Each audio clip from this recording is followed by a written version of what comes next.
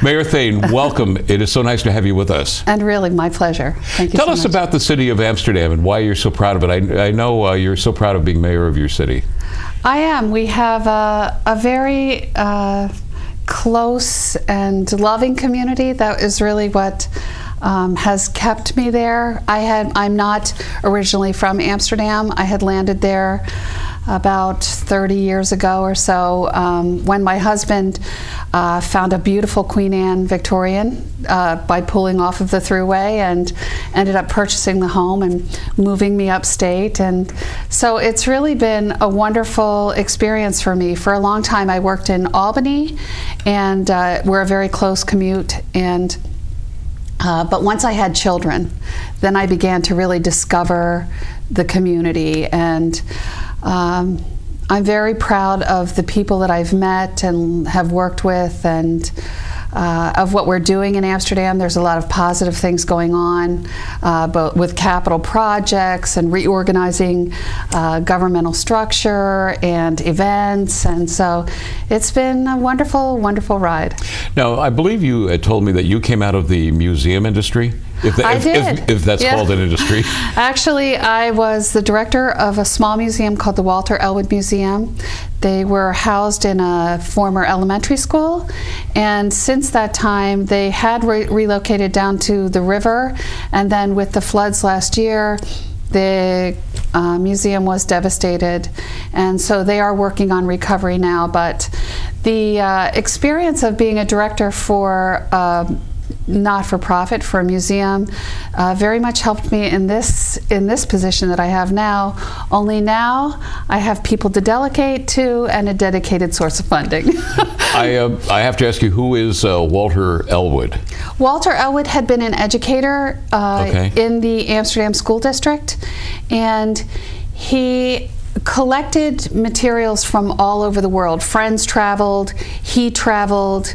He was very interested in natural history, in culture, in textiles and tools, and the arts. So he began a collection in a Southside elementary school, because Amsterdam spans both sides of a river, of the Mohawk River. And so the school had been on the south side. He started this wonderful collection, and it's very eclectic. And by the time I landed there, there were 20,000 objects from all over the world. And just fascinating, and such an opportunity to interpret world cultural through the local lens. I believe you indicated that is in historic Guy Park Manor, right close to the Mohawk River. It had been there.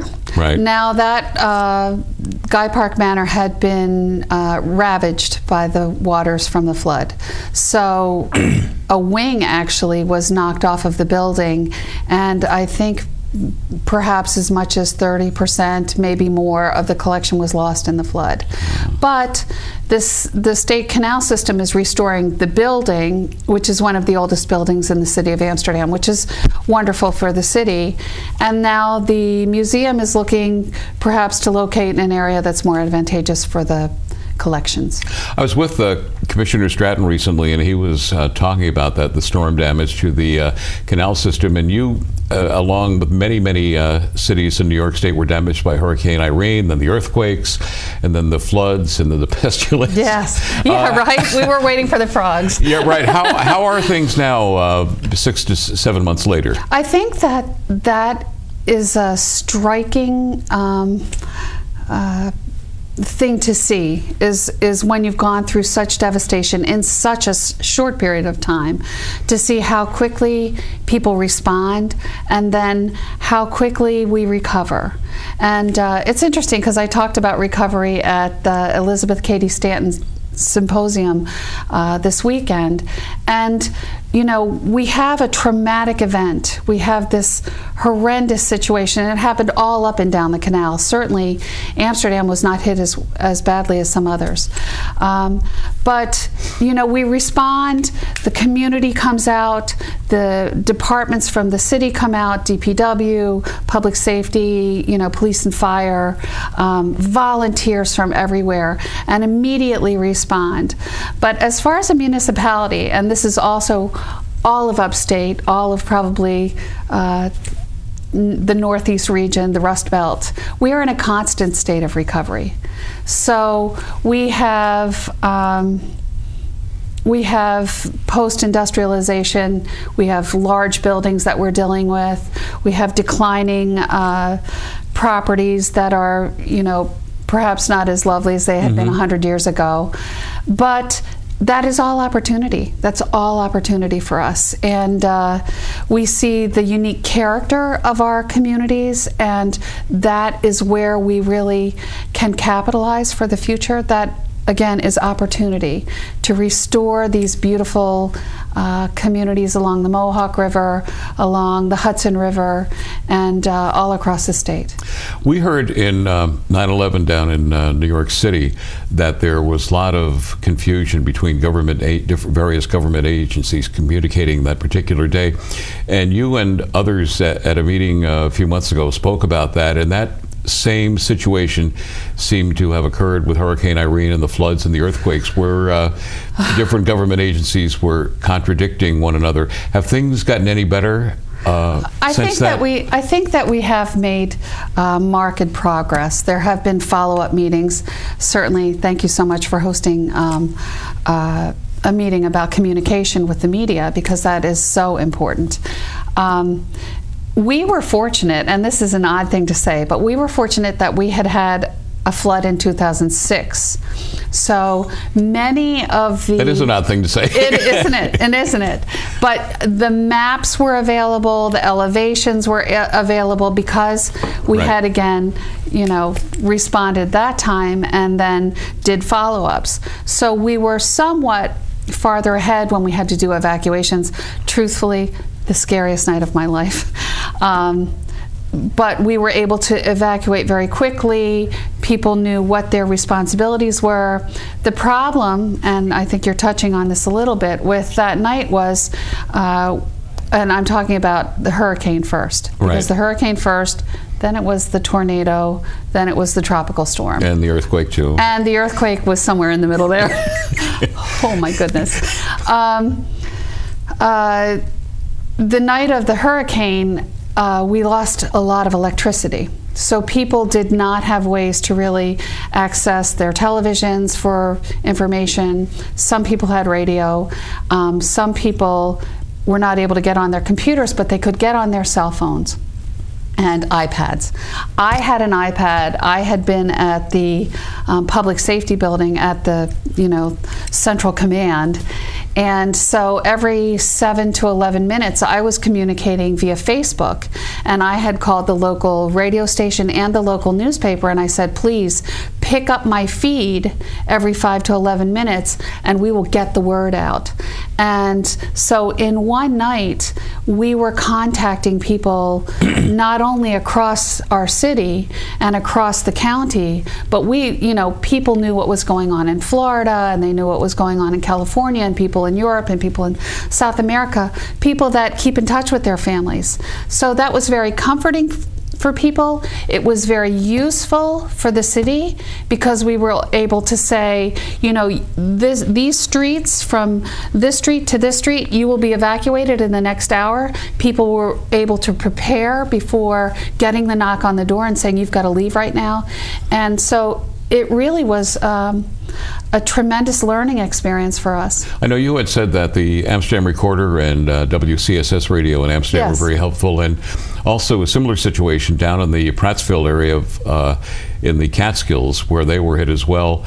WRIP Radio was a conduit. In fact, they got written up in the New York Times for what they did as well. So, but I think one of the things you told me is that you realize that there is a generational gap now on how people receive the information. In fact, younger people rely on their cell phones, their iPads, on their laptops, computers. And older people rely on listening to the radio or watching television. And a lot of people also, too, I understand, no matter where they were in New York State, went out to their cars and listened on the car radio to find out what was going on. Yes. So that's a challenge that you're dealing with now too, as well, right? Yes. But you know what? WCSS had been very responsive in that respect, and they were prepared to go to higher ground and broadcast. And because they were picking up on Facebook, like they have a younger woman there that spans both worlds. So she was able to pick the feed up, put it on their Facebook page, but also then get it to their broadcasting people. So it was really, it was wonderful. And again, the recorder also, they had such a large friend base on Facebook. And we all grew that night. We all picked up thousands of friends in one night. I would not recommend that way to get friends, but it's been, you know, there are gifts in every challenge. And so certainly that was one of the gifts of the flood. Now, how will, if this should ever happen again, how will New York State respond, and the municipalities respond differently compared to what happened this last year? Well, I'm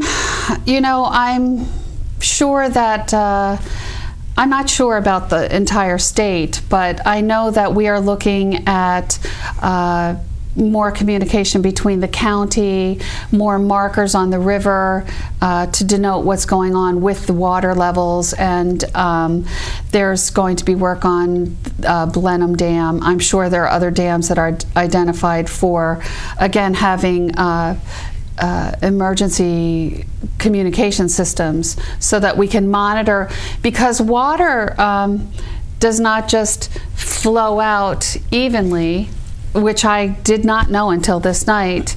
You know, the rivers go like this, so the timing is very odd. And then also the surface of the river, which you think of water just flowing straight, right, but that doesn't happen either. And so in the city of Amsterdam, say, on the western end of the city, the water was like this, and then it would drop down. And thank goodness, because it came to just about this far, about 1.5 feet from the top of our flood wall, which is, I don't know, 60 feet tall.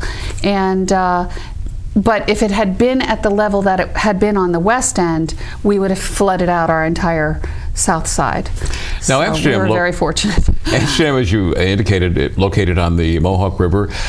You have Buffalo, Rochester, Syracuse, Utica, yes, Schenectady, Rensselaer, Cohoes, Albany, all located on the river. And they originally, City of Troy as well, started because of industries which don't exist anymore.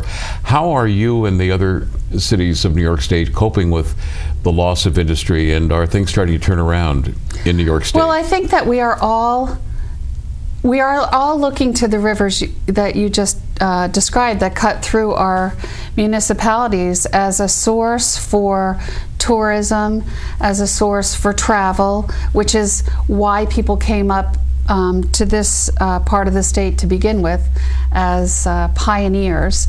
It was the water that drew them there. It was water that drew industry there, and then it's water that draws now visitors to the state. It also is opportunity to, again, revitalize and rehabilitate the downtown areas that had very frequently been built up along those rivers. And there are several initiatives that I've been involved in personally, and that are being promoted by, say, Congressman Tonko. He has a Mighty Waters initiative that talks about revitalization along these, and that we should combine our efforts for waterfront redevelopment and resources, pool our resources, pool both monetarily and intellectually and creatively to capitalize on this really tremendous resource that we have. So that's happening. We have the Erie Canalway Heritage Corridor Commission. We have the Mohawk Valley Regional Economic Development Council, which is our council here in the center of the state, but the regional development councils are all focusing on their waterfronts, I think. So it's an exciting time for the state of New York.